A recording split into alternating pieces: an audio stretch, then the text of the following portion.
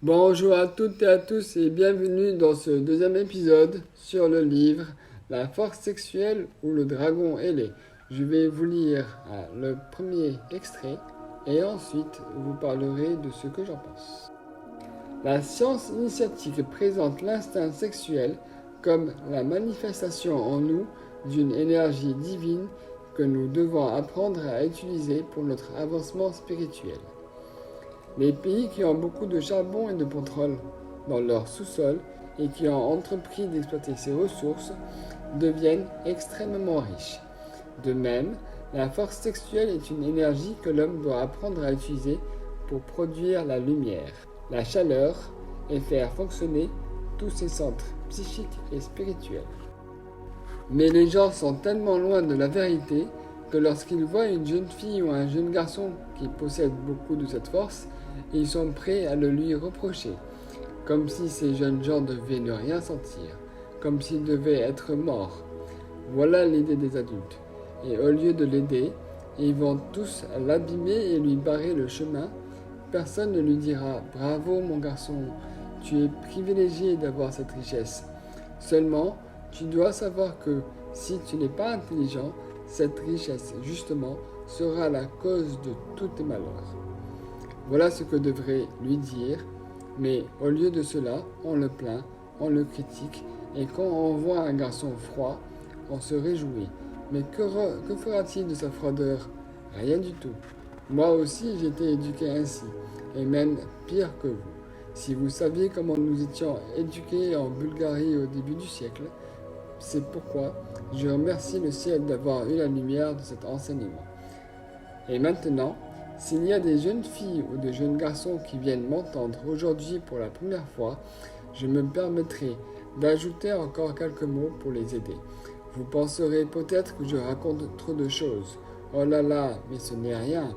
Si vous saviez seulement ce que la jeunesse est en train d'apprendre et d'entendre, de quoi elle parle, de quoi elle s'occupe, vous seriez stupéfait. Même les petits de 12 ou 13 ans se racontent de ces histoires. Ce que je dis, moi, ce n'est rien à côté. Donc, un jour, j'ai reçu la visite d'une jeune fille. Elle était très jolie, sympathique, et d'après ses manières, on voyait qu'elle était très bien éduquée. Mais voilà qu'elle m'a révélé qu'elle était très malheureuse parce qu'elle était obsédée par une image. Dans tout ce qu'elle regardait, les fleurs, les fruits, les objets, et même sur le plafond, elle ne voyait que le sexe masculin.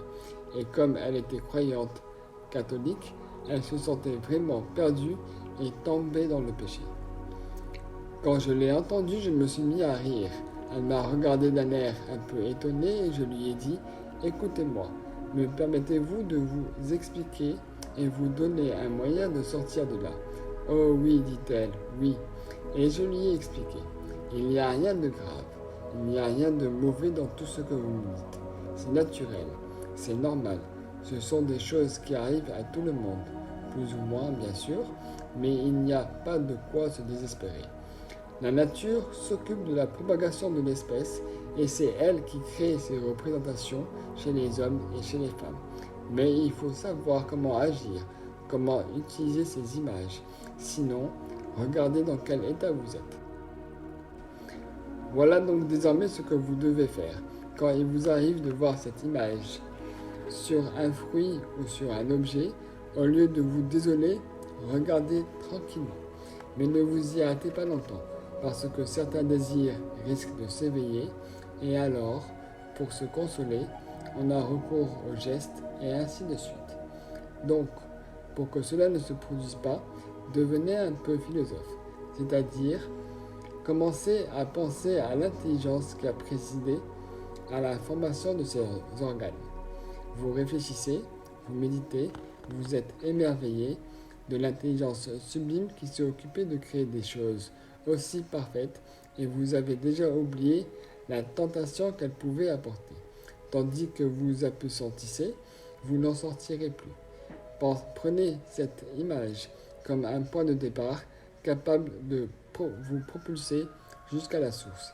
Si vous n'avez pas ce point de départ, comment arriverez-vous à votre prédestination en haut? Mais souvenez-vous de ne le prendre que comme un point de départ.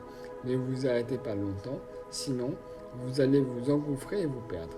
Vous devez seulement l'utiliser. Malheureusement, les humains ne savent pas aller au-delà du monde des formes pour réfléchir et s'émerveiller. Ils ne savent pas que c'est cet émerveillement, justement, qui les sauvera. Vous dites, mais que m'arrive-t-il? C'est affreux, c'est dégoûtant, mais c'est ce qui vous perd. Remplacez ces vieilles conceptions et ne dites plus, c'est affreux, mais quelle beauté, quelle splendeur, quelle intelligence. Comment la nature a-t-elle pu former une chose aussi extraordinaire? Alors, vous êtes dans l'émerveillement et vous retrouverez l'équilibre et la paix. Voilà ce que j'ai dit à cette jeune fille et elle est partie très heureuse. Ce que je pense dans ce petit extrait, c'est qu'on s'amuse désormais dans les réseaux sociaux à partager des dessins qui montrent des choses sexuelles, donc le sexe masculin ou féminin, et qu'on dit à ces personnes qui ont vu cela en l'esprit mal tourné, eh bien non, justement. Ces choses ont été créées avec intelligence, avec splendeur, et nous devons nous émerveiller et ne pas s'arrêter uniquement à la fin. Je vous remercie pour votre écoute et je vous retrouve très bientôt dans un deuxième épisode, un deuxième extrait du livre La force sexuelle et le dragon ailé. Prenez soin de vous. Namasté.